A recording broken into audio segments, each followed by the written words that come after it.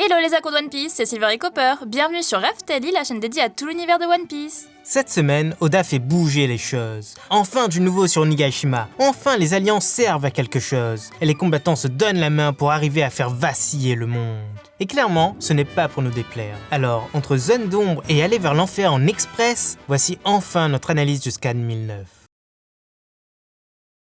Cette semaine, One Piece fait la couverture du Shonen Jump et on a le droit à une belle image couleur de Luffy avec des pétales de cerisier qui tombent. Le symbole du printemps. C'est simple, mais ça rend super bien. Et qui dit couverture, dit page couleur pour le scan. Et cette fois, on a le droit à l'équipage des Mugiwara en entier. Mais là, en plein hiver quand même. Tout l'inverse du précédent message. Cette image est une demande de Nameko, et il voulait voir Tama et les Mugiwara coiffés des giseaux de chapeaux tressés. Et franchement, ça rend super bien. Et forcément, cette image cache des petits secrets. La première, c'est les vêtements des Mugiwara. Sur chacun d'eux, il est écrit un mot ou une phrase qui les décrit au mieux. Pour Zoro, ce sont ses 3 sabres. Sanji, je cuisinerai. Luffy, partir à l'aventure. Franky, cyborg et pervers. Brook, squelette. Nami, c'est sans étiquette. Et pour Jinbei, eh bien on voit pas grand chose. Certes, il y a le requin, mais pour les phrases, ça ne se voit pas beaucoup. Peut-être Montaigne, la montagne, ou alors un autre message caché d'Oda. Autre clin d'œil, c'est les Jizo que tout le monde décore. Ce sont ces divinités qui sont connues pour protéger les enfants. Actuellement, la petite Tama en a bien besoin. Pour les aider à prendre soin des enfants, ils sont souvent habillés par des croyants.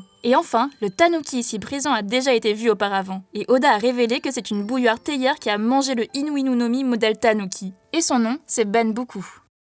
Première page du scan. L'incident se propage dans tout le château. Les soldats essayent de l'éteindre, mais rien n'y fait. Les flammes sont trop puissantes, mais l'auteur de ce méfait est lui aussi dans une mauvaise posture. Il se retrouve nez à nez avec les fourreaux rouges, ceux-là même dont il a craint le retour durant des années. Son seul allié, c'est n'est autre que Fukorojuko, et celui-ci lui souffle qu'ils ne savent pas qu'il est déjà mort une fois, et qu'il faut fuir. Mais Orochi jauge mal la situation. Pour lui, ils sont tous blessés. Kaido les a trop amochés. Et mieux, la trahison de Kanjuro les a bien trop affectés. Ils ne sont plus que des débris du clan Kozuki. Enfin, Kyoshiro l'a aussi bien dupé. Donc ils sont à égalité maintenant. Et le moment est venu de changer tout ça. Et pour ça, le monstre prend sa forme de Zoan mythique. Celui du Yamata no Orochi, le dragon à 8 têtes. Mais en un éclair, elles se font presque toutes trancher. Il ne fait en aucun cas le poids face à eux. Et Kinemon lâche ses mots. Son jugement sera maintenant fait en enfer.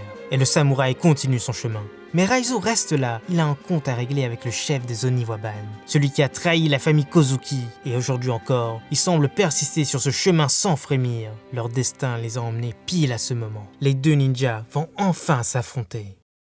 Observation 1. Orochi est encore mort, et cette fois sous sa forme de Zoan. Certes, il n'est pas un combattant, mais à quoi ça a servi de le faire revenir ici et maintenant s'il doit encore rendre l'âme? Il y a une chose de bizarre là-dessous. Hypothèse numéro 1. Fuku dit clairement que les fourreaux rouges ne savaient pas qu'il était déjà mort une fois. Cette phrase a un double sens. La première, c'est que leur absence d'étonnement est une bonne chose pour eux. Ils ne connaissent pas ses capacités. Et la deuxième, ça sous-entend qu'il peut mourir plusieurs fois. Peut-être que chaque tête se sacrifie pour lui à chaque fois. Il aurait donc 8 vies au total. Dans la mythologie, il fallait bien couper les 8 têtes pour qu'il meure. Observation numéro 2. En voilà un combat attendu de longue date. Les deux grands ninjas de ce pays vont enfin s'affronter. Et même si on ne connaît les capacités que d'un seul d'entre eux, il promet d'être vraiment incroyable. Rempli de clones, de flash, de techniques hors du commun, ou pas. Observation numéro 3. Les fourreaux rouges ont surpassé leur rage envers le bourreau de leur maître. Ils ne se sont pas acharnés sur lui, ils ne l'ont pas fait souffrir, mais ils l'ont tranché net et sont partis juste après. Ils ont bien mieux à faire. Au sommet du crâne, la bataille entre les plus puissants de cette île continue. La terre est ébranlée, autant que les cieux. Mais ceux qui dominent, ce sont clairement les deux empereurs. Ces deux-là ont sorti le grand jeu. Ils sont sur leur forme ultime.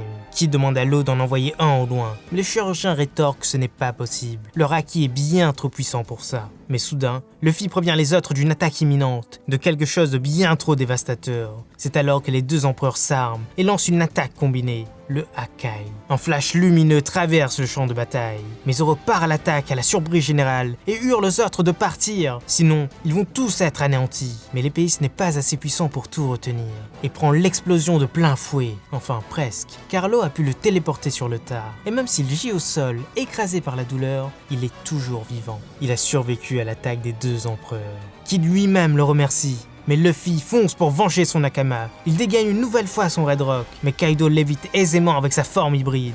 Et Luffy lance une de ses nouvelles phrases mythiques.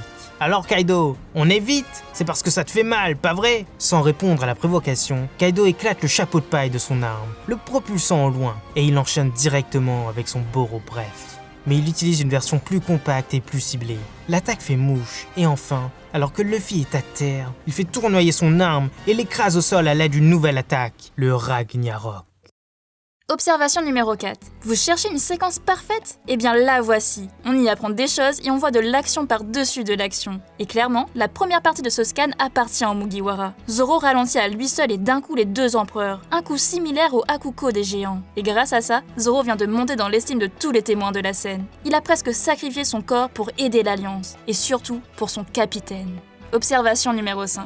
Law donne une info très intéressante. Le haki des empereurs est trop fort pour utiliser son pouvoir sur eux. Mais de quel haki il parle? De celui des rois, qui peut perturber certains pouvoirs, ou de celui de l'observation? Avec celui-ci, les empereurs pourraient le voir venir. Surtout que Kaido dit bien après l'attaque que leurs voix n'ont pas disparu. Observation numéro 6. Kaido a peur des attaques de Luffy, même sous cette forme. Cela veut dire que sa force et sa rapidité ont augmenté, de même pour son agilité, mais pas sa résistance. Elle reste la même. La colère de Kaido et son déchaînement de violence est un aveu. Il démonte une nouvelle fois Luffy.